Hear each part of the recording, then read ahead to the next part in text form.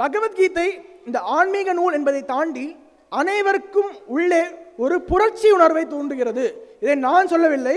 நம்மளுடைய சுதந்திர போராட்ட காலகட்டம் முழுக்கவே பார்த்தீங்கன்னா பகவத்கீதா வாஸ் த கேட்டலிஸ்ட். எத்தனையோ சுதந்திர போராட்ட வீரர்கள் பகவத்கீதையிலிருந்து இன்ஸ்பிரேஷன் பெற்று தனக்குள்ள இருக்கக்கூடிய அந்த சுதந்திர போராட்ட அக்னி, அந்த வேள்வி அணையாமல் பார்த்து கொண்டார்கள். லோகமானிய பாலகங்காதர திலகர் கீதா ரகசியா என்ற புத்தகத்தை 1910 ஆண்டு அவர் சிறையில் இருக்கும் போது எழுதுறாரு. 1910 ஆண்டு கீதா ரகசியம் என்ற ஒரு நூலை எதற்காக, சுதந்திர போராட்டத்திற்காக கைது செய்யப்பட்ட ஒருவர் பாலகங்காதர திலகர் சிறையில் எழுத வேண்டும்.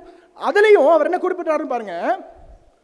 He interpreted Gita as justifying armed revolution and karma yoga as energism, selfless action for the nation.